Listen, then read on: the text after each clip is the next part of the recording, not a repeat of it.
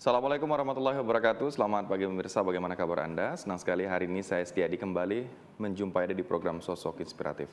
Selama 60 menit ke depan kami akan menemani Anda dengan mengulik biografi, cerita hidup, prestasi dan juga kiprah sosok yang kami hadirkan di studio pada kesempatan kali ini. Dan pada hari ini kami akan mengajak Anda untuk melihat cerita hidup dari seorang perantau. Ini anak muda karena masih kuliah, tapi punya banyak prestasi dan juga kiprah yang dilakukan di masyarakat dan juga di kampus. Kita langsung sapa saja sosok kita pada hari ini ada Irwansyah. Assalamualaikum. Waalaikumsalam warahmatullahi. Kabar sehat? Sehat Syed. Ini namanya udah kayak nama-nama artis ya. Semoga rezekinya sama ya, Amin, amin. Irwansyah. Baik, ini terima kasih sudah hadir di Sosok Inspiratif. Kita mau ngobrol tentang Irwansyah karena saya lihat kamu punya sederet prestasi dan juga penghargaan yang kamu dapatkan sejak tahun 2020. Mungkin sebelum itu juga punya banyak prestasi, tapi yang ditampilkan ke kita per 2020. Dan juga banyak sekali hal-hal yang menarik mungkin bisa kita ulik dari Irwansyah. Ini bukan orang asli Pontianak, tapi pun Ya pun. orang Lampung. Orang Lampung. Nah, jadi perantau dari tanah Sumatera, walaupun Sumateranya agak-agak di ujung dikit, dekat dengan Banten ya dan Jakarta, datang ke Pontianak untuk kuliah. SD, SMP, SMA-nya kan di Lampung ya? Lampung. Berarti ini merantau ke sini sendiri atau sama orang tua? Netral sendiri Bang, jadi nggak ada saudara, nggak ada teman, jadi modal nekat sih. Oke.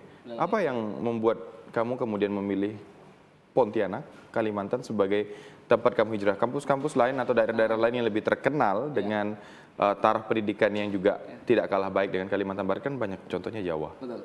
Sebetulnya banyak pertanyaan tuh Bang masalah itu kan, karena banyak orang bilang kan di UIN Lampung itu lebih keren gitu kan, Ya. lebih menonjol. Unila juga bagus. Kenapa milih YIN gitu kan? Sebetulnya ini jujur Irwan ini dijebak nih Bang. Ya. Dijebak, kenapa dijebak? Karena dulu tuh dari SMP MTS sampai EMAN tuh Irwan tuh niat pengen ke Universitas Mula Warman Samarinda, Unmul. Oke. Nah, pengen ngambil FISIP karena memang ada alumni 5 orang di sana, itu ketua pramuka semua di sana, ngambil FISIP semua. Jadi Irwan nekat niat memang dari kelas 1 EMAN, pengen ke sana, pengen nyusul dan pengen juga sospol. Ngajuin SBMPTN kemarin belum lolos. Ya. Senam PTN belum lolos juga, mungkin belum rezeki. Tapi niatan Irwan, karena Irwan ini orang kampung kan, dari keluarga sederhana, bapak petani, ibu-ibu rumah tangga. Jadi memang dari EMAN pun Irwan beasiswa. Jadi kalau nggak beasiswa memang nggak bisa lanjut pendidikan Bang. Terus waktu itu Irwan niat nggak mau lanjut kuliah karena ngelihat dari segi ekonomi orang tua. Kalau mandiri memang nggak akan mampu. Terus kemudian Irwan ngomong ke guru-guru di EMAN, pamit gitu kan, ingin kerja. Terus sama kepala sekolah juga. Terus tiba-tiba ada kepala sekolah namanya Pak Hilman, udah almarhum, baru kemarin meninggal dunia. Terus beliau ngomong, Irwan wajib kuliah, harus kuliah. Karena punya potensi yang besar kalau dirimu lanjut pendidikan. Terus kata Irwan, gimana Pak? Sedangkan Irwan ini nggak ada finansial untuk lanjut kuliah. Udah sini saya berkas kamu saya ajukan, nanti tinggal kamu kuliah. Jadi diajukan sama beliau, terus beliau ngasih info, Wan keterima di Pontianak, Kalimantan Barat gitu kan. Waduh Pak, nggak ada saudara, nggak ada teman, nggak ada yang nampung. Udah ada Allah berangkat. Tiba-tiba berangkat. Waktu itu belum ada uang buat pesawat nih Bang. Untuk naik pesawat, jadi Irwan nganterin galon ke warung-warung. Waktu itu jualan kerupuk, harga gopen. Karena waktu itu 4 bulan Irwan online terlebih dahulu karena COVID kan. Jadi untuk ngumpulin uang untuk pesawat, Irwan ngumpulin dulu. Tiba-tiba buka celengan, ini cerita, buka celengan, tiba-tiba baru kekumpul 700.000. Sedangkan untuk ke Pontianak 1.200.000 dari Lampung. Jadi di situ H-10 waktu itu nekat tuh 10 November pengen berangkat. Jadi Irwan berdoa, ya Allah, kalau H-3 uang ini nggak ada untuk berangkat ke Pontianak, ke Kalimantan Barat, berarti Allah ridho untuk Irwan bantu orang tua di kampung kerja. Tapi kalau seumpamanya H-3 uang ini ada, gitu kan, berarti Allah ridho untuk saya melanjutkan pendidikan. H-3-nya Irwan ditelepon sama teman Irwan yang sudah kerja di Alfamart. Jadi Di salah satu retail ya. Jadi Wan, gimana persiapan ke Kalimantan? Kata saya kalau baju sih aman, tapi finansial yang belum aman. Udah saya kirim 2,5 juta ya. Jadi saya butuhnya kurang lebih 500 lagi untuk pesawat, tapi Allah berikan 2,5 juta. Habis itu berangkat sendiri netral sendiri dari rumah sendiri. Jadi yang nganterin itu teman-teman. berangkat, datang ke Pontianak, nggak ada saudara, nggak ada teman, bahkan saya naik taksi aja belum tahu mau kemana, sampai-sampai itu ada Pak Daeng namanya yang punya taksi, Pak kata saya anterin saya kemana, lurus aja Pak, karena memang belum ada tujuan, belum ada yang nampung, belum ada kenalan sama sekali. Ketika sampai di Pontianak? Sampai di Pontianak, tapi amanah dari guru di Lampung, sampai Pontianak, berhenti di masjid, azan, nanti Allah kasih rezeki. Akhirnya saya ikuti, berhenti di masjid 5 menit mau maghrib, saya berhenti pertama di Parit Haji Muksin, Masjid At-Tanwir, azan, akhirnya sudah jadi marbot. Oke, baik. Lampungnya kamu di mana? Pesawaran? Lampung Selatan, emaknya di masa satu Pesawaran Lampung. Oke. Tapi tinggal desanya, rumah saya di Kabupaten Tangamus, Sinal Petir, ujung. Baru ada sinyal 2019-2020. Berarti di Lampung pun memang bukan di metro atau di Bandar Lampung ya? Dekat metro kalau di SMA-nya. Oh, lebih dekat metro. Kalau di SMA-nya saya di kota Bang, tapi saya tinggalnya di Lampung. Memang waktu itu dari Pesawaran, dari Eman saya ke desa saya itu 2 jam. Jadi desa saya memang pelosok, pokoknya jalan tuh masih belum baik, susah, sinyal aja masih susah. Oke, baik. Ini menarik sampai berani juga ya kamu dari Lampung cuma bawa uang berbekal dari teman kamu, itu teman kamu baik banget loh. 2,5 juta itu dia kasih percuma atau kata pinjamin? Wan, jangan dipikirin, uang ini saya kasih untuk kamu. Nanti kalau kamu ada rezeki boleh kamu ganti, tapi kalau belum ada fokus dulu ngeraih cita-cita. Memang ini sohib luar biasa nih. Emang seangkatan, beliau selalu mensupport saya. Saya tahu kamu bakal jadi orang di sana. Pokoknya tetap konsisten dengan apa yang kamu tuju. Saya nggak mau ikut kamu, saya juga mau ngeraih apa yang saya inginkan gitu kan. Kita di jalan masing-masing dan alhamdulillah sekarang sudah diganti Bang. Diganti dan beliau pun sekarang bukan lagi kerja di Indomaret, sekarang sudah pesantren. Oke, ngajar di pesantren? Beliau pesantren, jadi santri. Jadi mondok. Lanjutkan. Emang cita-cita beliau pengen jadi hafiz gitu Bang. Masya Allah, ini teman-teman kayak gini harus dijaga nih Bang. Karena dia bisa sepeka itu dengan teman seperjuangan yang kamu minta nggak? Atau kamu minta bantuan dia nggak? Maksudnya ada nggak uang sekian untuk saya? Kalau minta bantu sih enggak sih Bang, saya cuma menginfokan izin pengen ke Kalimantan. Cerita ya? Cerita, terus beliau ngelihat memang kami memang dari awal udah tahu saya orang dari keluarga sederhana mungkin, jadi beliau bantu ya alhamdulillah sampai hari ini. Saya belum pulang selama hampir 2 tahun 10 bulan Bang. Sejak kamu kesini belum ada pulang sama sekali. Berarti lebaran berapa kali sudah tidak pulang? 3 kali lebaran. Kayak Bang Toyib nih. Baik, kamu SD-nya di Madrasah Ibtidaiyah Darussalam Sinar Petir. Ini di kampung kamu berarti? Di kampung saya. Lalu MTS Sinar Petir juga. Di MTS-nya di Nurul Huda Tanjung Siom, baru kemudian SMA-nya di Man 1 Pesawaran Lampung. Kamu berapa saudara sih? Saya 3 bersaudara, saya anak pertama Bang. Anak pertama, terus ada adik kedua saya itu sekarang kelas 2 MTS. Dan adik saya yang ketiga perempuan itu baru umur 3 tahun. Tapi orang tua saya masih muda Bang. Jujur orang tua saya, bapak saya masih umur 38 tahun. Dan ibu saya masih umur 36-37 karena nikah muda zaman dulu.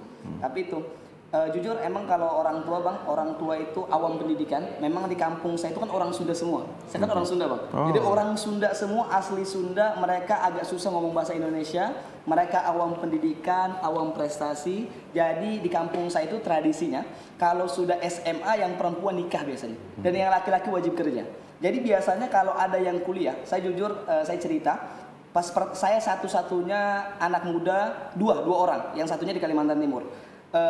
Melanjutkan pendidikan dan itu banyak perjuangan juga sih Bang. Karena harus mendengarkan omongan dari orang lain, bahkan ada satu tetangga yang ngomongin seperti ini waktu saya mau berangkat. Irwan ini gila ya gitu kan. Udah orang tua nggak mampu, orang tua miskin gitu kan, pengen kuliah, pengen ngebunuh orang tua pelan-pelan nggak? Orang tua saya di situ menangis, sampai ngomong sama saya, masih pengen tetap lanjut kah gitu kan, dengan omongan orang yang kayak gini, sakit hati emak gitu kan. Tapi saya menyadarkan emak saya, insya Allah emak, Irwan konsisten dengan apa yang Irwan mau capai, emak sabar aja dulu, nanti kita akan menikmati hasil manisnya. Dan alhamdulillah sekarang Irwan sudah di posisi ini, dan memang pendidikan orang tua Irwan dari dulu sampai sekarang Bang, itu kurang mendukung masalah prestasi dan lain sebagainya, awam. Bahkan Irwan pernah di satu titik Irwan bawa piala ke rumah, apa kata emak saya? Ngapain bawa sampah ke rumah? Ya, jadi yang mereka tahu kalau saya dapat hadiah, dapat berapa finansialnya, dapat berapa itu hadiah di kampung saya. Berupa fresh money dulu yang ditanyakan. Oke. Sebentar. Nih, waktu tetangga kamu bilang seperti itu, apa respon yang kamu lakukan? Karena nggak mungkin kalau, walaupun memang dalam hati diam gitu, tapi ada rasa kayak, nih orang ngomongnya sembarangan. Ya. Terus perlu dibuktikan. Apa yang kamu respon setelah dia bilang bahwa kamu akan seolah-olah membunuh orang tua kamu secara perlahan? Ya. Ditahan. Kita akan ceritakan ini, tapi jeda sejenak pemirsa, tetap bersama kami di Sosok Inspiratif.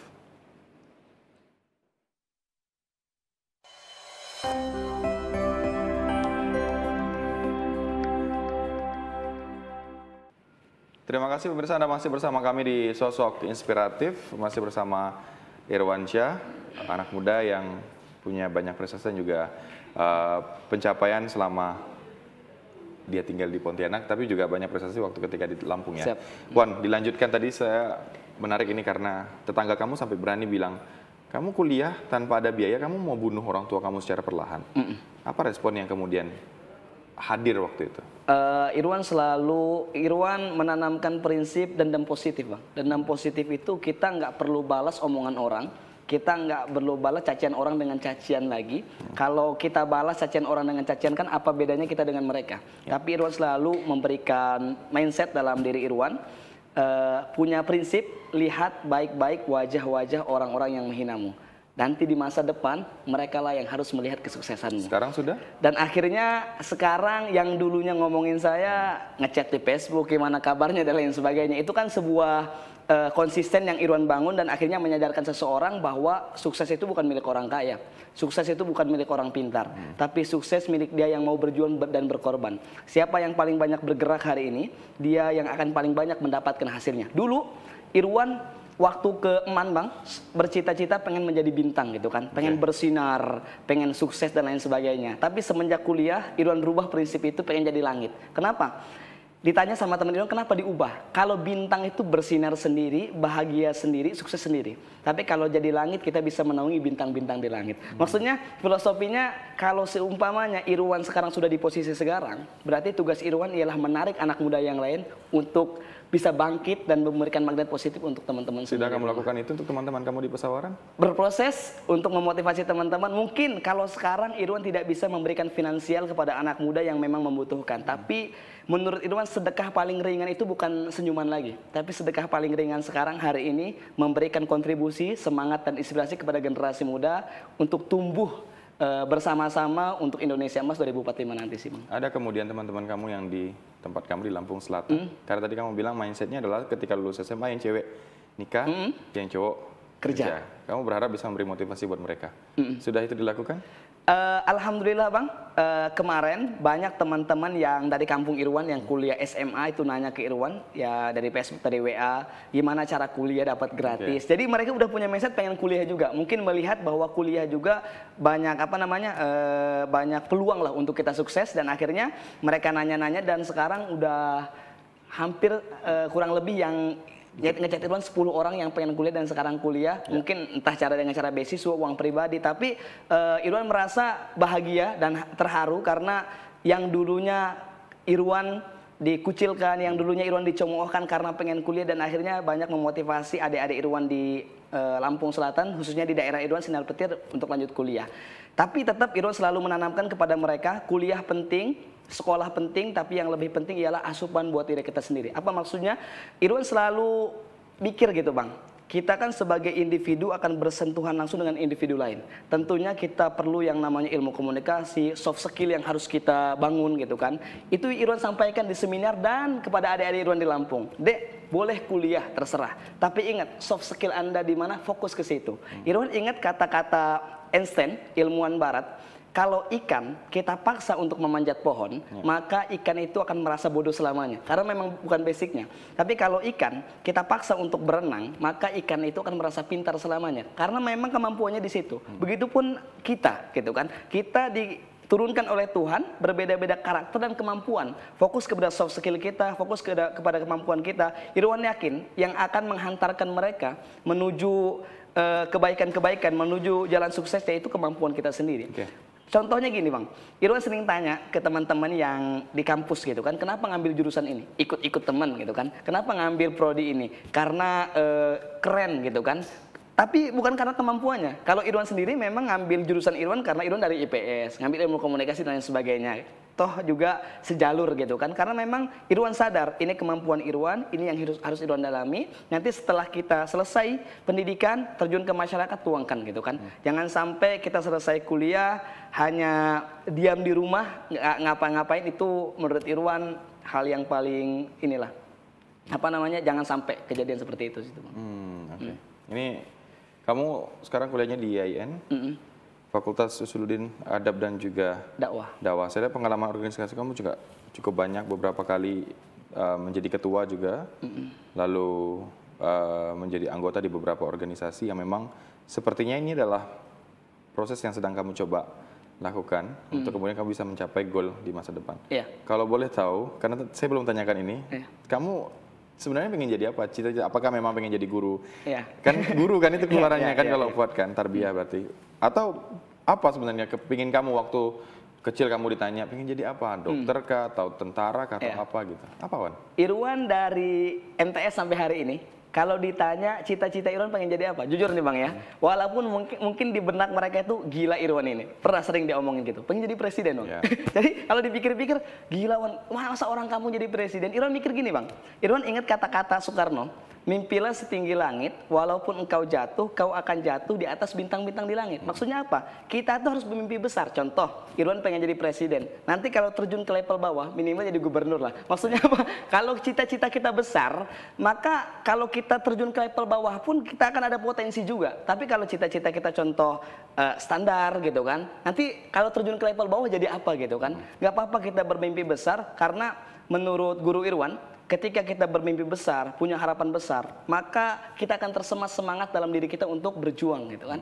Makanya sering ngomongin sama teman-teman, Bang, nggak boleh mimpi tinggi-tinggi gitu kan. Ada yang sering nanya, nanti kalau nggak kesampaian nanti gila. Orang berambisi itu ada dua komponen memang, ada dua poin. Yang pertama kalau dia udah sukses, sukses banget.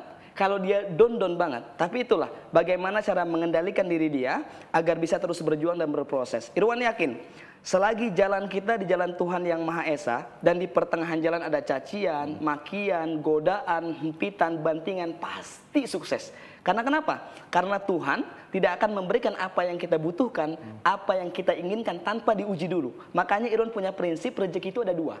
Ada yang bergeletakan, ada yang bergelantungan.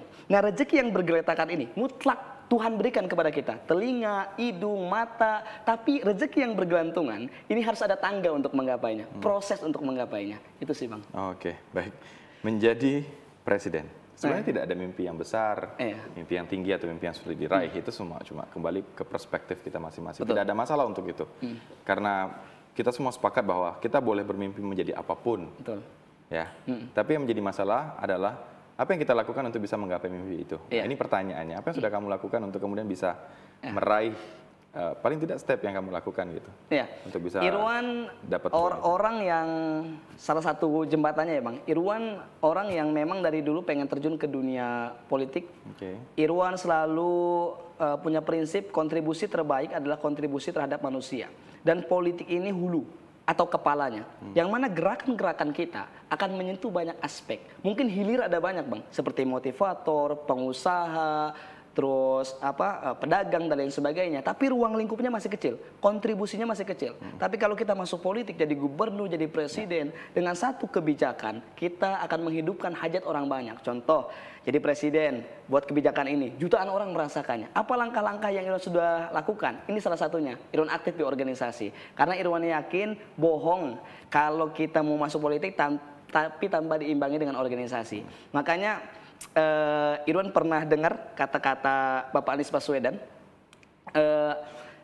IPK yang tinggi akan mengantarkan kita pada panggilan wawancara, tapi analytical thinking, gitu kan, kepemimpinan itu akan didapatkan di organisasi. Jadi bukan menyarankan kepada generasi muda untuk tidak fokus kuliah, wajib kuliah, karena itu amanah dari orang tua kalian, tapi harus diimbangi dengan organisasi agar mempunyai double track 2. track akademik dan track kepemimpinan. Itu sih Bang yang Irwan sudah persiapkan. Baik. Kalau ada yang bilang, aduh kamu ini terlalu naif, selesain aja dulu kuliah, baru ngomongin tentang karir politik dan segala macam. Pernah? Pernah, sering. Bahkan jujur ya Bang ya, kalau kita bahas politik di kalangan mahasiswa, itu mungkin dari 100% dari mahasiswa itu cuma 10% yang condong pro terhadap politik gitu kan. Yang lain bahkan teman Irwan, pas Irwan ngomong kayak gini, kenapa dirimu nggak masuk politik? Oh, nggak lawan. Itu responnya langsung cepat Bang. Jadi enggak lah, politik itu kawan jadi lawan, nggak ada keluarga yang selamanya gitu kan. Pokoknya kotor, kotor dan kotor gitu kan. Terus mau jadi apa gitu kan? Saya mau jadi pengusaha. Saya jawab, emang pengusaha bersih gitu kan? Belum tentu. Jadi bersih atau tidaknya bukan tergantung sektor, tapi bagaimana cara kita melaksanakannya. Dan Irwan selalu punya prinsip, Irwan selalu teguh sih Bang prinsipnya dari dulu. Bahkan memang Irwan sudah mulai proses mengamati, selalu melihat bagaimana cara berpolitik yang baik. Ya mungkin belum politik praktis, tapi setidaknya Irwan belajar perlahan. Oke, baik. Ini kalau saya lihat prestasi kamu lebih banyak di lomba-lomba keagamaan. Iya. Kamu tilawah Quran. Ini tingkat nasional 2020. 2020. Kegiatan apa itu? Pernah itu kegiatan SMA sederajat waktu itu di Bogor, tapi bukan MTQ yang ini ya Bang ya, bukan dari kabupaten, provinsi ke nasional, tapi itu perwakilan dari MAN diwakili untuk ke Bogor untuk mewakili MTQ. Itu juara 2 tilawah Al-Quran, lalu kemudian juga fokus di dunia dai. Nah, kenapa nggak jadi penceramah saja? Irwan pengen punya keahlian yang banyak Bang, karena memang dari dulu pokoknya gimana caranya keahliannya harus banyak, nanti pas ke masyarakat kita disuruh ngapain bisa. Itu prinsip Irwan. Dan Irwan kenapa ikut organisasi banyak-banyak Bang? Karena Irwan yakin di masyarakat itu ada karakter yang berbeda-beda gitu kan, dan mereka kebutuhannya pun banyak gitu kan. Jadi Irwan tuh pengen pas Irwan itu ada di masyarakat, pas mereka butuhkan, Irwan bisa jadi MC, bisa. Irwan bisa ceramah, bisa. Irwan bisa ngaji, bisa. Jadi semuanya bisa, multi talent gitu Bang. Tapi memang ada beberapa poin yang Irwan fokuskan memang di situ. Karena Irwan yakin sejarah itu tidak akan mencatat orang yang setengah-setengah. Tapi sejarah hanya akan mencatat orang-orang yang totalitas dalam hidupnya. Kenapa sih gitu kan? Einstein itu terkenal namanya sampai hari ini karena dia fokus dalam bidang fisikanya. Dan kenapa B.J. Habibie presiden kita terkenal namanya sampai hari ini walaupun sudah almarhum, karena beliau fokus dalam bidang pesawatnya. Dan begitu pun teman-teman semua. Kalau teman-teman ingin terkenang jasanya, ingin menjadi orang yang berkontribusi terhadap desa, daerah, provinsi, bahkan negaranya, maka teman-teman harus fokus di satu bidang. Teman-teman nggak apa-apa ikut organisasi banyak-banyak, nggak apa-apa, tapi harus ada satu yang dimaksimalkan. Jangan sampai kita ikut ini, ikut itu, pengen ini, pengen itu, tapi nggak ada kefokusan. Jadi visinya harus jelas gitu. Itu sih Bang. Oke, baik. Ini kamu karena mahasiswa ya, dan saya lihat kamu menggebu-gebu sekali kalau bicara tentang apa yang pengen kamu sampaikan. Suka turun ke jalan untuk demo? Itu pernah. Dan menurut Irwan itu nggak jadi masalah karena pertama, kenapa kita turun ke jalan?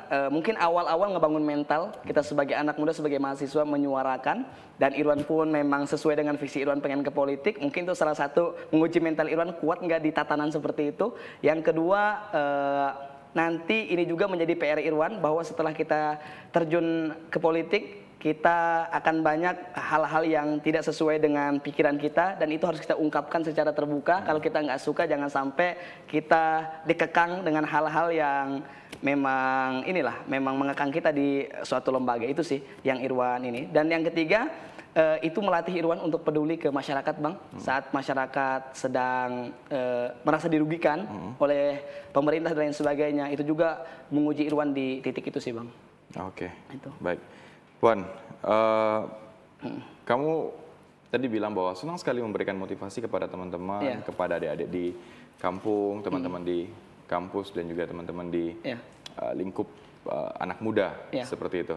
Dengan memberikan banyak hal-hal motivasi ke mereka, lalu juga mungkin cerita hidup kamu jadikan bahan untuk kemudian bisa memberikan mereka pandangan bahwa, ini juga saya lihat kamu sering bilang ini, kesuksesan itu bukan milik mereka yang pintar, kaya, yang punya privilege, tapi adalah mereka yang mau berjuang. Dan itu kamu buktikan.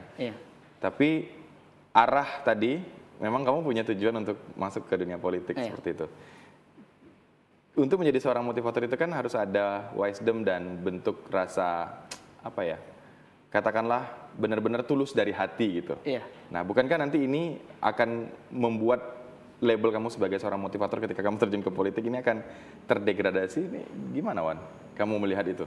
Irwan nggak pernah sama sekali memikirkan ke arah situ sih Bang. Irwan selalu memang Irwan tuh banyak cita-cita Bang, bukan hanya politik memang. Tapi memang yang difokuskan pengen terjun, Irwan kan emang niatnya dari awal tuh pengen berkontribusi. Kontribusinya pengen besar. Nah, kontribusi besarnya itu ada di politik. Tapi cita-cita Irwan itu banyak. Contoh pengen jadi entrepreneur, karena bohong kalau masuk politik tanpa kita ada finansial yang cukup. Itu menurut Irwan ya kefanatikan juga, kita harus finansial cukup baru kita bisa terjun ke politik. Yang kedua, kenapa pengen jadi motivator? Karena setelah Irwan sangat terinspirasi dengan satu tokoh. Itu Bapak Anies Baswedan, karena beliau walaupun seorang politikus tapi beliau juga bisa menginspirasi anak-anak muda di luar sana. Itu prinsip Irwan Bang. Jadi tetap visi Irwan ke dunia politik, motivator tetap, kalau bisa pengusaha juga dicantumkan di situ, karena memang itu yang tadi Irwan sampaikan, Irwan pengen multi talent di mana-mana Bang. Jadi menurut Irwan nggak jadi masalah nih atau penghalang sih Bang. Oke, berarti kalaupun nanti terjun ke politik, kalaupun memang ada sebagian orang yang kemudian mempertanyakan, wah ternyata dulu sering memberikan motivasi karena arahnya pengen jadi pejabat publik, tidak masalah itu berarti? Kalau Irwan sih udah jadi masalah sih Bang, karena memang dari awal Irwan tuh ngisi motivasi itu, memang Irwan tuh ini Bang, ngisi motivasi yang pertama Irwan tidak pernah mencantumkan harga berapa kalau ngundang Irwan. Nah itu, selalu Irwan ikhlas. Bahkan sering Irwan ngisi seminar itu tanpa dibayar, gitu kan. Jadi memang nggak ada apa namanya output untuk, pokoknya kalau ngisi seminar saya harus kayak gini. Dan mereka pun tahu, Irwan ini pengen jadi motivator, Irwan ini pengen berkontribusi, Irwan ini dari orang kampung yang pengen ngajak teman-teman yang untuk bangkit. Dan walaupun Irwan ke politik, bahkan itu jadi ladang Irwan untuk ngasih motivasi ke kawan-kawan lebih luas lagi mungkin. Oke, baik. Gitu. Sekarang dari semua aktivitas yang kamu cantumkan dan saya dapatkan informasinya, mana yang menjadi fokus kamu? Kegiatan-kegiatan kemahasiswaan kah atau apa? Irwan sekarang lagi fokusnya kemana sekarang? Irwan sekarang lebih fokus ke motivasi Bang, lebih ke skill Irwan memang, public speaking, karena Irwan pengen memotivasi anak-anak muda di luar sana, mungkin yang dari kampung, di Kalimantan Barat juga ternyata di IAIN pun banyak anak-anak desa yang ke Pontianak gitu kan, untuk merantau. Itu sih poin Irwan sekarang lebih fokus terjun ke dunia motivator dulu terlebih dahulu, karena itu sebagai ladang Irwan untuk berkontribusi sih Bang untuk sekarang. Oke. Nanti saya juga mau tahu cerita kamu tentang bagaimana komunikasi kamu dengan orang tua saat ini dan bentuk dukungan mereka. Dan tadi juga sepertinya lupa saya tanyakan, apa respon orang tua ketika kamu akhirnya berangkat dengan uang 2.500.000 ditambah 700.000 itu, dan kesini belum ada keluarga atau belum ada tempat tinggal. Belum ada. Kita akan cerita tentang itu. Tetap bersama kami di Sosok Inspiratif.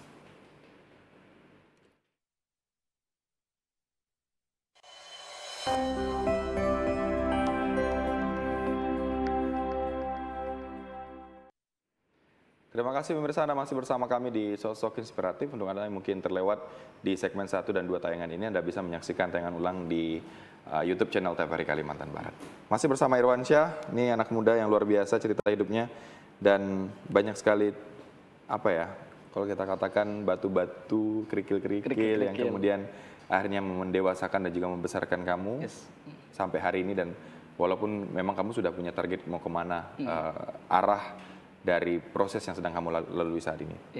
Ada satu yang menarik pemirsa, jadi kamu berangkat ke sini dengan uang 2.500.000 ditambah 700, terus kemudian ke sini belum ada keluarga. Tentunya ada pertimbangan atau hitung-hitungan finansial di sini agar kemudian bahasanya nggak gembel lah di sini ya. Harus ada tempat tinggal, makannya gimana, terus biaya kuliah juga untuk ngerjain tugas segala macam. Tapi yang menarik adalah kamu bisa mendapatkan beasiswa di 4 beasiswa sekaligus. Ini gimana ceritanya, Wan? Ini modal dendam juga, Bang. Modal dendam karena waktu itu memang Irwan pengen daftar KIP. Daftar KIP Irwan memang dari MAN juga ada KIP kan, beasiswa KIP. Jadi waktu Irwan daftar beasiswa tersebut, mau daftar, tapi ketinggalan infonya. Jadi Irwan sudah ketinggalan, sudah tutup. Kata Irwan, kok nggak ada yang ngasih info dan lain sebagainya gitu kan, nggak ada pemberitahuan. Di situ Irwan punya dendam. oke, kata Irwan, hari ini nggak dapet beasiswa ini, tapi kata Irwan bakal daftar sebanyak-banyaknya beasiswa. Jadi dari 4 beasiswa ini sebenarnya 10-nya nggak lolos, Bang. Berarti ada 14.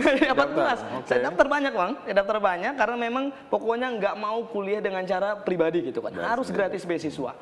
Tiba-tiba daftar pertamanya Insan Cendekia Jakarta dan lewat interview dan lain sebagainya karena di situ memang kriterianya public speaking sama prestasi. Kalau mungkin dari nilai rapor Irwan mungkin mental, tapi karena ada prestasi yang lebih, jadi alhamdulillah keterima sampai S1. Apa yang di cover? Tuition fee atau apa ini? Jajan atau apa? Enggak, itu UKT untuk UKT. Berarti tuition fee-nya ya, untuk UKT. biaya kuliahnya. Oke. Terus selanjutnya Visi Pradaban Foundation itu tentang sejarah dan Irwan daftar juga ya mengenai keilmuan sejarah lah. Mungkin Irwan juga ini rezeki Irwan di situ, mungkin karena memang Tuhan tahu Irwan perlu biaya lebih, bukan hanya biaya kuliah, dan akhirnya keterima juga. Dan yang ketiga, Irwan Indonesia Berprestasi Munzalan, itu sesuai UKT juga, dan keterima juga, karena itu Indonesia berprestasi kan, dan tentunya yang dinilai prestasinya. Dan yang terakhir itu Basnas, karena memang Irwan dari keluarga sederhana, ya mungkin dibantu oleh Basnas juga. Jadi dapat 4 beasiswa sekaligus, dan semuanya sampai S1. Dan Irwan juga memang punya prinsip dari dulu, sekolah itu nggak mau biaya sendiri gitu, Bang. Jadi pengen beasiswa, kalau nggak beasiswa itu dari perlombaan dan lain sebagainya. Karena memang dari Eman tuh Irwan lomba tingkat kabupaten juara. Di Eman Irwan tuh kalau kita dapat juara itu gratis SPP berapa bulan. Kalau kita sampai nasional, dan kebetulan Irwan pernah juara public speaking waktu itu di Bandung. Juara 1 itu sampai 3 tahun full gratis gitu kan, full gratis. Jadi Irwan waktu Eman itu memang sudah ini, Bang, sudah berwirausaha, jualan gensuk harga 500-an gopean. Jadi gensuk jualan gensuk itu generasi sukses. Jadi itu singkatan dari guru Irwan. Jadi gensuk generasi sukses itu harganya gopean, 500-an. 500. Jadi apa yang dijual? Kerupuk. Kerupuk kayak basreng, tapi yang bulat-bulat yang pedas, ada daun jeruknya. Itu buat biaya Irwan, kebutuhan Irwan di perantauan waktu itu di Eman. Jadi karena Irwan waktu itu ketua OSIS, jadi Irwan punya ide. Jadi gagasan bisnis ini sudah ada gitu. Jadi Irwan manfaatkan teman-teman Irwan ya, anggota Irwan kan. Karena Irwan waktu itu ketua OSIS, "Dek, jualin kerupuk Abang." Jadi setiap hari bawa 15 pak karena perwakilan OSIS ini masing-masing kelas. Jadi Irwan titip, "Dek, kelas kamu harus habis ya." Habis. Jadi tiap sore tinggal nunggu setoran. Jadi jiwa pembisnis wirausaha itu sudah ada di masa Eman. Setelah itu Irwan juga setiap pulang dari Eman, Irwan juga jualan bantu guru untuk nganterin jualan mie ayam, nganterin ke meja-meja dan lain sebagainya. Terus tiap pagi nganterin galon ke warung-warung, itu sudah biasa Irwan lakukan di kota juga, di Pesawaran, karena untuk kebutuhan Irwan. Bahkan waktu Eman, Irwan pernah sering ngirim juga ke orang tua, mungkin 20.000, 30.000, sampai teman-teman itu, sampai orang tua tuh aneh. Ini anak nih bukannya dikirim malah ngirim. Tapi itu prinsip Irwan, sampai hari ini Irwan jaga. Bahkan Irwan punya prinsip, dan itu pun ditanamkan oleh guru Irwan, namanya Pak Ahmad Yani, itu guru Irwan yang support Irwan dari MTS. Sampai dia ngomong, "Wan, kalau kamu di Kalimantan nanti di Pontianak, saya dengar kamu minta kirim sama orang tua, pulang dari Kalimantan bantuin orang tua di kampung." Gitu kan. Nggak ada jiwa pejuangnya gitu kan. Buat makan sendiri, nggak makan tahan. Gitu. Nggak boleh ini. Sampai saya datang ke Pontianak, Bang, dengan uang 2.200.000 dipotong 1.200.000, berarti tinggal berapa, kurang lebih 1 juta berapa lah. 1 juta berapa? Di situ kehabisan uang dalam waktu 2 bulan.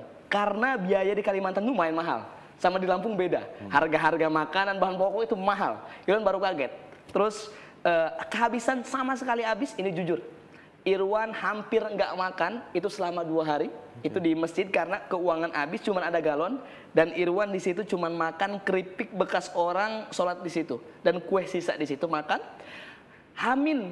Pokoknya mau 3 hari Irwan doa sama Allah. Inilah kekuatan doa. Itu yang Irwan prinsipkan dari dulu, bahwa kunci sukses itu doa dulu gitu kan. Maka dengan doa akan tersemat. Doanya to the point, Bang, waktu itu. Ya Allah, ini udah hampir 3 hari nggak makan, dalam hati tapi hampir 3 hari nggak makan. Tolong maghrib ini kasih 1 kotak nasi untuk perut saya kenyang dulu gitu, keisi dulu supaya bisa beribadah dengan tenang gitu kan. Dan akhirnya ada penjual pentol. Ini penjual pentol ini sampai hari ini sangat bersyukur, dan saya selalu ngechat beliau. Di mana sekarang gitu kan? Karena berkat beliau Irwan sampai hari ini duduk di sini, Bang. Kenapa? Karena waktu itu kelaparan, ada jualan pentol, dia habis di PHK dari kerjaan kantor. Waktu itu Covid kan pada dipecat semua tuh, Bang. Jadi dia jualan pentol. Irwan memberanikan diri, "Pak, boleh nggak Irwan bantu jualan pentol?" gitu kan, sampai jam 10 nanti kasih saya pentol sebelum makan gitu kan. Boleh dek gitu kan, boleh dek bantuin. Jadi saya jual, bilang itu ke dia? bilang itu ke dia, karena di depan masjid saya waktu itu Tanwir. Jadi ya merendahkan diri daripada saya nggak makan harus membuang ego saya yang mahasiswa yang kayak gimana, terserah, yang penting saya bisa hidup dulu di perantauan waktu 2 bulan itu. Jadi saya jualan, jadi setiap malam saya jualan, alhamdulillah dikasih pentol sama dia, dikasih uang 20.000. Dan malam itu juga setelah saya doa, bukan hanya dikasih pentol bang, jadi ada tentara ngasih uang saya 200.000. Jadi waktu itu saya nggak makan hampir 3 hari, tapi Allah kasih uang buat 1 minggu. Itu kekuatan doa bang, sampai hari ini saya jaga gitu kan. Jadi itu prosesnya dan lain sebagainya, tapi saya menikmati itu bang, karena menurut saya hal manis itu akan terasa apabila ada perjuangannya. Irwan punya prinsip, menang itu dari kalah, berhasil itu dari gagal. Nggak apa-apa Anda gagal, yang penting Anda mencoba, daripada Anda gagal tapi nggak pernah mencoba. Jadi kalau kita lagi di posisi sekarang, ya coba terus untuk selalu berdiri tegak. Dan prinsip Irwan, nggak pernah, jangan sampai memberitahukan kepada orang tua tentang kesedihan kita. Baru saya mau tanyakan, apakah kamu cerita ke orang tua kamu? Nggak pernah sama sekali. Sampai hari ini selalu Irwan bilang, saya kalau ditanya sama orang tua, ini jujur bang, dari emak saya menanamkan prinsip ini. Sekali panggilnya A masih ada uang nggak? Insya Allah masih ada mak. Insya Allah masih ada mak. Bahkan sampai sekarang balik, saya nanya orang tua, mak beras masih ada nggak? Itu prinsip bang, prinsip yang saya lakukan, yang dulunya saya menanamkan prinsip bukan menolak ya bang, tapi nggak mau menyusahkan orang tua, dan akhirnya saya sudah punya rezeki lebih, dan sekarang tugas saya untuk berkontribusi dan membantu orang tua saya. Itu bang, karena memang jujur bang, semiskin-miskinnya di Pontianak, di Kalimantan Barat itu masih bisa makan. Itu di Pontianak bang, karena Irwan lihat aja di kampung aja kerjanya ada yang emas gitu kan, ada yang sawit, bahkan Irwan tanya pekerja sawit seminggu bisa 2,5 juta, yang buruh aja tuh bang. Dan di kampung Irwan bang, jujur untuk dapatkan 500.000 itu susah, karena di sana petani kakao sama cengkih. Kakao sama cengkih itu tahunan panennya. Dan prinsip orang kampung kami itu minjam uang dulu ke haji pengusaha, contoh minjam uang 20 juta untuk makan selama 1 tahun. Nanti setelah panen langsung dikasihkan coklat ini, kakao ini. Jadi gali lubang tutup lubang. Jadi di sana potensi untuk jadi orang yang punya itu sulit bang, sulit, sangat sulit. Jadi Irwan selalu ngomong ke orang tua, sabar mak, doakan terus, karena memang ridho Allah tergantung ridho orang tua. Dan memang bapak saya memang dari dulu tegas bang, punya prinsip yang keras. Bahkan saya ditampar itu ya, ini jujur ditampar itu dari kelas SD sampai eman tuh masih sering ditampar. Bukan karena saya nyolong, nakal ngelawan, tapi karena contoh nggak ngaji, nggak apa, itu selalu. Tapi saya yakin orang tua menanamkan prinsip itu supaya saya tegar, supaya saya siap menghadapi perjuangan di sana. Dan akhirnya dengan didikan yang seperti itu, segala hal rintangan dan rintangan, cobaan dan lain sebagainya, oh ini saya sudah alami sebelum ini terjadi gitu kan. Jadi hal-hal tersebut bukan jadi rintangan untuk saya bang. Bang. Rindu nggak sama orang tua? Sangat rindu bang, karena udah sering saya nggak pernah nangis di depan orang tua, karena memang agak canggung nih bang, kurang kedekatan. Contoh kan, biasa kalau kita lebaran itu cipika-cipiki, kami itu nggak bisa bang. Bahkan saya kalau lebaran itu cuma assalamualaikum, salaman udah keluar lagi gitu kan. Tapi pingin? Pengen. Bahkan saya punya cita-cita, setelah pulang dari sini, saya peluk orang tua, saya cium, karena memang nggak pernah nyium, nggak pernah meluk sama sekali bang, jujur. Dari kecil sampai saya kesini itu nggak pernah meluk. Bahkan sampai saya itu mau ke Pontianak, saya izin sama orang tua cuma salaman kayak mau ke sekolah. Nggak ada sedih-sedihan. Saya ngomong, mak, pak, mau berangkat ke Pontianak. Orang tua waktu itu nggak nganter, berangkat ke Pontianak. Ya udah, sana hati-hati aja gitu kata orang tua. Tapi saya itu tahu kamu akan ke sini, ke Kalimantan? Tahu. Jadi diantaranya sama teman saya 2 orang, Gugun sama Hadi. Jadi si Gugun bawa saya dan si Hadi bawa koper saya. Jadi waktu itu perjalanan ke bandara 3 jam. Hujan-hujan subuh-subuh bang, subuh-subuh hujan-hujan, dan itu luar biasa. Waktu di pesawat barulah saya mikir, ini kan perjalanan yang jauh gitu kan. Saya mau lama di sana, kenapa saya nggak peluk orang tua? Di situ nangis bang, sedih. Saya kalau nangis biasanya pas doa, pas sholat, tapi pas video call sama orang tua, saya nggak pernah, saya tahan. Walaupun emak kadang, pulang dulu ya, selesai S1 baru lanjut S2. Karena saya cita-cita, saya izin ke orang tua saya, mak, pak, pengen lanjut S2 gitu kan. S2-nya di Pontianak juga, dan mohon doanya mungkin Irwan pulang selesai S2. Kalau emak kan biasa dekat kan, punya rasa yang magnet yang kuat sama anak-anaknya. Kadang emak saya pulang dulu, emak kangen 3 hari aja gitu kan.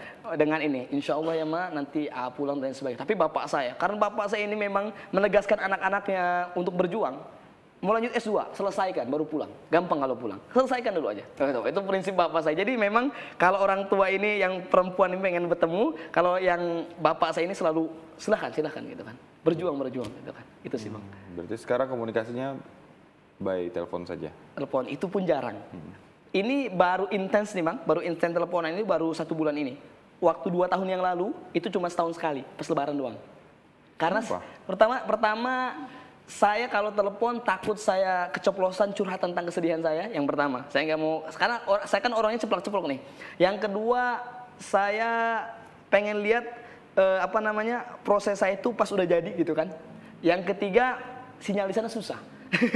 Sinyal di sana susah, cuman ada Telkomsel, itu pun kadang gangguan dan lain sebagainya. Jadi kadang bahkan Bang, orang tua saya itu kalau bapak saya ya, kalau emak kan contoh, mak ada rezeki lebih, pengen ngirim. Mak saya kan kalau orang, oh alhamdulillah makasih ya. Tapi kalau bapak saya Bang, bapak saya nggak boleh tabung, gitu kan? Nggak boleh tabung.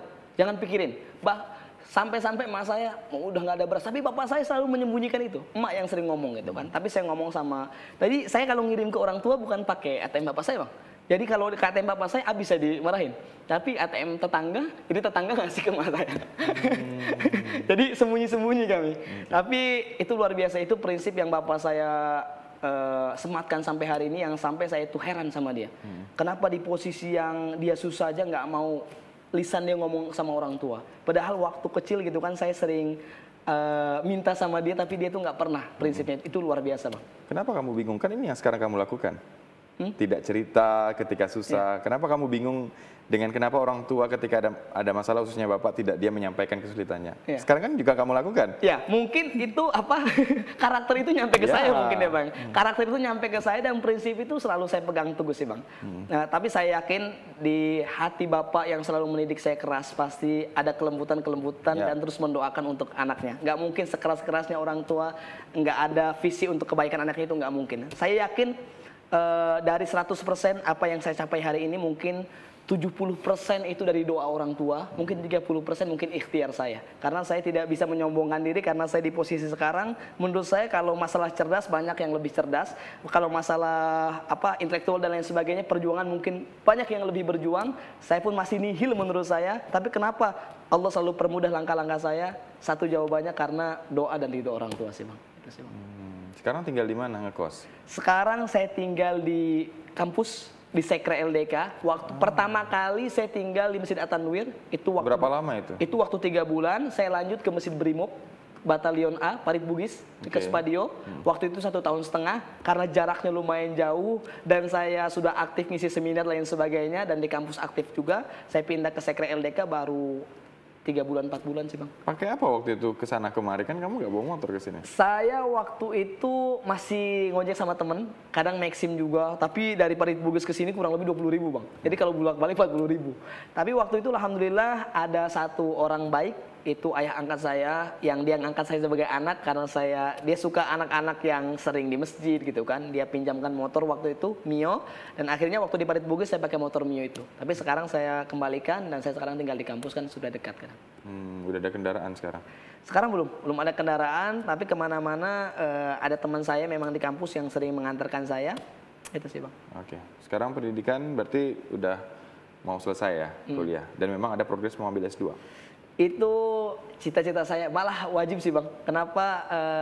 Saya kan S1 pengen ke fisik Bang, ilmu politik. Berarti mau dendamnya S2 ini yang saya mau curahkan. Tapi tidak linear itu, dari pendidikan ke fisik. Sebetulnya kalau gelarnya sama Bang, ESOS juga kan, ilmu komunikasi ESOS juga. Jadi S2 pun ESOS juga sebetulnya, ilmu politik. Kemarin sebenarnya saya sempat ngisi tausiah di Rumah Adat Melayu, dan ketemu abang saya di organisasi, dan beliau nanya dari mana, ceritalah saya dari awal sampai saya di sini, dan beliau terharu. Namanya Dr. Khairul, beliau dosen FISIP Untan kalau nggak salah. Pokoknya dosen di Untan, dan beliau menawarkan saya akan kasih kamu beasiswa pribadi dari saya, tapi harus selesaikan pendidikan sebelum 4 tahun. Kalau di atas 4 tahun saya nggak mau ngasih katanya. Dan di sini baru masih mau ngejar nih untuk mendapatkan support dari dia pendidikan S2. Karena S2 itu kan lumayan juga Bang, lumayan juga biayanya, dan mungkin saya akan manfaatkan peluang tersebut sih Bang. Oke, berarti mengejar untuk bisa selesai sebelum 4 tahun. 4 tahun. Ini berarti dalam tahap penyelesaian skripsi ya? Skripsi. Supaya bisa dapat support S2. Support S2 Di FISIP. di FISIP. Berarti dari 2 pertanyaan antara ayah dan ibu pulang atau enggak? Setelah S1. Masih bingung Bang, masih belum ngasih jawaban ke emak, tapi kalau di hati ya Bang ya, lebih beratnya kemana, lebih ke pengen lanjut S2 dulu. Karena pengen selesai semua dulu, baru pulang. Irwan tuh punya rencana Bang, saat Irwan pulang nanti, Irwan pengen ngerubah karakter-karakter anak-anak muda di sana yang dulunya acuh sekali sama kuliah. Itu kan baru berapa persen Bang. Di kampung Irwan tuh banyak Bang, banyak sekali anak-anak mudanya. Tapi rata-rata pengen kerja. Irwan nggak melarang mereka kerja juga Bang. Tapi setidaknya kalau mereka berpendidikan, mereka akan punya karakter yang berbeda. Dan setelah mereka pulang nanti punya mindset untuk membangun desa dengan cara-cara akademisnya gitu Bang. Itu sih Bang. Merubah karakter dan merubah cara pandang. Cara Cara pandang. pikir orang itu tidak mudah, Irwan. Betul. Gimana? Itu dengan cara pelan-pelan tentunya Bang. Yang pertama yang pasti pembuktian dari pribadi dulu Bang. Oke, jadi contoh ya. Contoh. Makanya Irwan yang Irwan sampaikan kadang di seminar Irwan tuh Bang, itu pengalaman Irwan pribadi. Oke. Jadi terkadang apa yang Irwan sampaikan itu apa yang pernah Irwan belajar, apa yang pernah guru Irwan sampaikan, dan apa yang memang Irwan rasakan. Jadi kalau kita menyampaikan apa yang memang sudah kita alami, itu ada magnet ke hati mereka. Tapi kalau kita ngomong cuma, ayo kita sukses kayak gini, ayo kita perjuangan kayak gini, tapi kitanya belum ada di titik itu, nol, mentah bahannya. Walaupun keren penyampaiannya, tapi nggak sampai ke mereka. Tapi kalau pengalaman kita pribadi, itu akan membuat mereka semangat dalam hidup. Dan itu Irwan tanamkan sekarang, Irwan gencarkan di sosial media. Karena sosial media kan orang kampung Irwan bisa lihat kan, tapi orang kampung biasanya di Facebook. Dan mereka alhamdulillah pada mensupport Irwan, bahkan masyarakat yang dulunya acuh terhadap pendidikan, sekarang sudah mensupport, harus kuliah dan lain sebagainya, harus kayak Bang Irwan dan lain sebagainya, itu suatu kebanggaan. Apalagi Irwan alhamdulillah kan Bang, sudah ngisi di TVRI kan, itu di kampung Irwan tuh sangat antusias gitu kan. Bahkan sampai channelnya dicari itu kayak, wah gitu kan. Yang kata Bapak Irwan, sampai Irwan tuh ada di YouTube gitu kan, YouTube dan dibukakan, dan itu pernah hampir satu dusun Irwan tuh nonton semua pas Irwan ngisi ketiga kali di TVRI itu. Emak Irwan bangga luar biasa. Tapi kalau Bapak Irwan memang dari dulu Bang nggak pernah gini, sukses kayak gini, nggak pernah. Dia itu kalau Irwan mau kemana-mana, Pak alhamdulillah juara ini Pak, oh ya udah, nggak pernah sedikit pun dalam lisannya keren, bagus, mantap, nggak pernah. Dia selalu menjaga itu. Supaya apa? Supaya anak-anaknya nggak puas dengan hasil hari ini. Kamu itu butuh nggak dengan validasi itu? Irwan karena dari kecil sudah seperti itu, jadi Tidak terlalu. Yang penting Irwan tahu pasti hati orang tua bangga. Tapi emak Irwan selalu nggak apa-apa, jangan dimasukkan hati kalau bapak kayak gitu. Udah keren katanya, udah terus berjuang aja. Kalau bapak memang kayak gitu, Pak. Contoh kemarin saya mewakili Pontianak ke Kendari, lomba dai nasional. Saya izin ke orang tua, Pak mau Kendari kayak gini. Oh ya udah, hati-hati. Itu kan nggak ada respon lagi. Tapi kalau ngomong alhamdulillah, nanti emas salamkan ke ibu ya, ke nenek kayak gini. Lalu bapak, oh ya udah jalan. Dan kemarin juga Irwan mewakili juga Pontianak lomba dai juga ke Bogor, Cianjur, Cibodas, Jawa Barat. Baru kemarin 1 bulan yang lalu ngomong juga ke orang tua. Oh ya udah. Tapi orang tua kadang ada karena di kampung kan Bang, mereka itu selalu mindsetnya, dapat berapa uangnya gitu. Tapi itu malah jadi semangat Irwan Bang. Berarti gimana caranya tiap minggu tiap bulan harus ngasih finansial buat ngirim. Itu sih Bang, itu luar biasa sih Bang. Oke, baik. Tadi ini kita cerita progres pertama, pingin S2. Kalau untuk prestasi berarti pingin selesai kuliah dan dapat cum laude ya. Pasti itu jadi salah satu target. Gitu. Nah, paling dekat apa yang sedang disiapkan yang pingin dicapai sama Irwan? Sekarang paling dekat Irwan pengen membelikan ini sih Bang, membelikan sesuatu kepada orang tua yang mana itu akan menjadi aset mereka nanti di masa tua Bang. Itu yang Irwan nabung sekarang untuk itu gitu kan. Karena contoh Irwan ada satu tokoh juga, itu guru Irwan juga. Jadi Pak Ahmad Yani, jadi dia kuliah sambil ngumpulin uang dan dia membelikan satu ladang sawah gitu kan, sama kebun untuk orang tuanya. Irwan tanya buat apa? Kenapa bukan buat kayak nih? Orang tua ini Wan gitu kan, sebentar lagi tua gitu kan, dan mereka akan rapuh untuk kerja. Dan kita masih muda dan bisa kerja lagi gitu kan. Jadi saya menyiapkan sawah dan lain sebagainya untuk orang tua saya di masa tua dan mereka nggak usah kerja lagi. Dan beliau juga menyiapkan satu toko jualan dan sebagainya untuk orang tuanya. Jadi sekarang orang tuanya nggak lagi ke kebun dan lain sebagainya. Jadi sudah nunggu toko dan sawah diurus sama yang lain. Jadi mereka tinggal nunggu hasil. Itu cita-cita Irwan sampai hari ini sih Bang. Karena belum bisa membahagiakan orang tua lewat finansial yang cukup. Setidaknya Irwan sekarang lagi nabung untuk mempersiapkan itu sih Bang. ada ketidakegoisan. Padahal sebenarnya kalau ada rezeki mungkin pengen beli motor kayaknya. Biar Amin. lebih enak kemana-mana ya, tapi tetap mikirkan orang tua. Terakhir, saya kasih kesempatan ke kamu untuk bisa memberikan hal baik kepada pemirsa di rumah, anak-anak muda di luar sana yang mungkin senasib dengan kamu. Kira-kira apa yang ingin kamu sampaikan ke mereka? Silakan. Untuk anak-anak muda di luar sana yang berjuang di posisi terbawah, jangan putus semangat, lakukanlah yang terbaik, bersikaplah yang baik, maka teman-teman akan menjadi yang terbaik. Ada 3 karakter orang sukses. Yang pertama orang yang tidak sukses, yang kedua orang yang sukses sementara, yang ketiga ada yang orang sukses seterusnya. Di posisi orang yang tidak sukses, dari lahir besar nggak sukses banyak. Banyak teman-teman saya di posisi itu, ada yang sukses sementara, ada yang terjun ke level atas, akhirnya terjun ke level bawah. Karena dia sombong dan angkuh. Ada 3 poin yang teman-teman harus ketahui, agar penyakit sombong ini tidak hadir ke dalam diri Anda. Yang pertama, bersyukur atas keadaan Anda hari ini. Mungkin Anda sedang tidak punya duit, mungkin Anda sedang ada masalah. Tapi itu ujian dari Tuhan agar Anda naik ke level atas. Yang kedua, lakukanlah sesuatu. Karena IQ akan kalah dengan ICAN. Kecerdasan atau kepintaran akan kalah dengan kemauan. Percuma Anda cerdas tapi kerjaannya tidur doang. Percuma Anda pintar tapi malas-malasan. Lebih baik action, ada gerakan dan tindakan dalam diri kita. Yang ketiga, jalankan perintah Tuhan. Kalau Anda dijauhi sahabat tidak masalah. Kalau Anda dijauhi kerabat tidak masalah. Tapi kalau Anda dijauhi Tuhan itu masalah besar bagi Anda. Yang ketiga, ada yang sukses seterusnya. Apa yang menjadi poin pentingnya? Yaitu mental dan mindsetnya terjaga. Karakternya terjaga. Ayo mindset Anda, mindset pemimpin, mindset orang-orang yang maju berjuang. Agar apa? Agar masa depan Anda bisa diraih. Saya yakin nggak ada hal yang nggak mungkin kecuali kepala botak di sisiran. Itu sih Bang. Baik, terima kasih banyak Irwan. 60 menit Siap. kita sudah ngobrol tentang Irwan Syah. Ini seorang anak muda yang merantau jauh ke kampung orang, meninggalkan orang tua dan juga keluarga. Saya doakan semoga sukses. Amin, amin. Apapun itu yang menjadi goal kamu atau tujuan kamu, semoga dimudahkan oleh Amin, amin. Tuhan, dan yang ini bisa menjadi inspirasi dan juga cerita yang baik untuk pemirsa di rumah. Demikian sosok inspiratif hari ini. Kita akan ketemu lagi dengan sosok lain atau sosok inspiratif lain di segmen selanjutnya untuk mengulik cerita hidup, prestasi dan juga kiprah yang dilakukan di masyarakat.